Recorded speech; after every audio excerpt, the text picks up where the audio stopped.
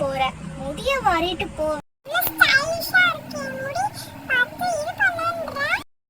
போறது போற, நான் குடுக்கற தட்டையும் சேர்த்து எடுத்துட்டு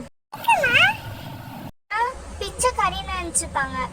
இப்பெல்லாம் சொல்லக்கூடாதுன்னு பாக்குறேன், பேச வைக்காத. என் பொண்ணா பிறந்துட்டு நல்லா ஸ்டைலிஷா வாருவேன்னு பார்த்தா என்னடி வாடுற? கூட நான் உனக்கு அழகா வாரி விடுறேன். குடுடி, வாடி வாரி விடுறேன்.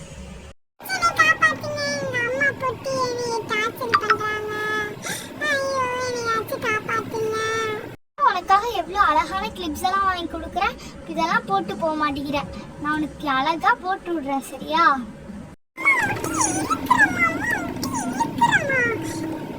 இப்படி தாண்டி வாரணும். அப்பெல்லாம் உனக்கு முடிய கிடையாது, பர்த்டே முடின்னு நினைச்சுப்பாங்க.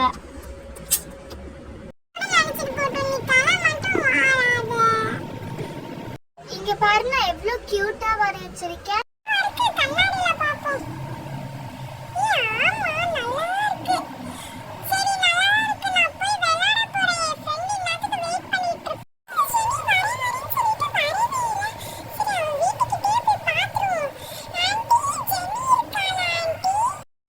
எப்படி இருக்க? ரொம்ப நாள் ஆச்சு உன்னைய பார்த்து.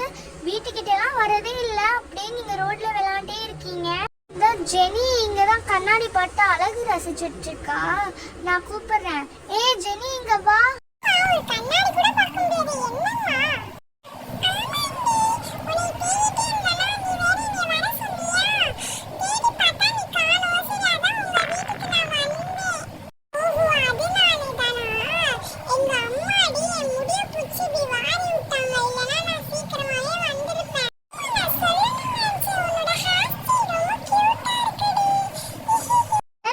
ஐஷா சொன்னா கேட்கவே மாட்டேங்கிறா, முடிய பிடிச்சி இழுக்கிறா, அது பண்றேன்ட்டு சொல்ல. ஐஷா போகும்போது இது மாதிரி பிச்சைக்காரங்க மாதிரி முடியை விரிச்சு போட்டு போனா எப்படி இருக்கும்? அதனாலதான் பிடிச்சி வாரி விட்டேன். சரி, நீங்க வீட்லயே விளையாடுங்க, நான் வெளியே போறேன். வீட்டை நல்லா பாத்துக்கோங்க ஜெனி.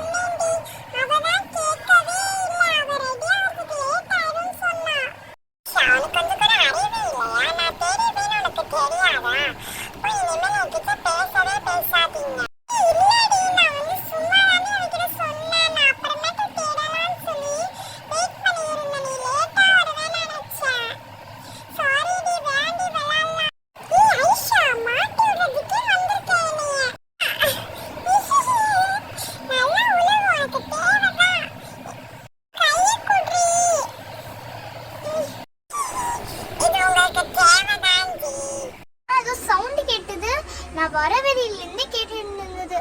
நான் ஒரு ஃப்ரூட்ஸ் வாங்க போனா போதுமே, அதுக்குள்ள ஏதாச்சும் பண்ணிடுவீங்க. ஜெனி, உன்னை நம்பி தானே கொடுத்தேன் வீட்டை, இப்படிதான் அந்த பொண்ணை அவ்வளோ வைப்பியா? அம்மா,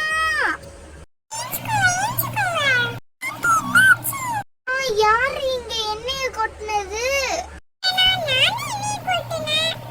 நான் இங்க வழியில துடிச்சிட்டு இருந்தா நீ தான் எண்ணெய் கொட்டினிய. எதுக்கடி எண்ணெய் கொட்டின?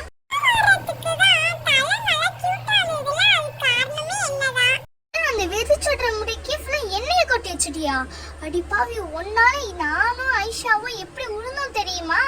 நீங்க அப்புறமேட்டு வேங்க, நான் போயிட்டு ஐஷாவோ ஒண்ணு போயிட்டு அவங்க அம்மா கிட்ட சொல்லிட்டு வந்துடுறேன்.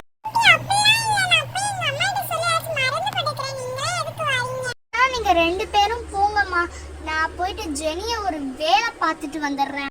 இது ஜெனிக்கு தேவைதான். என்னையே இப்படி சொல்லிட்டாளே.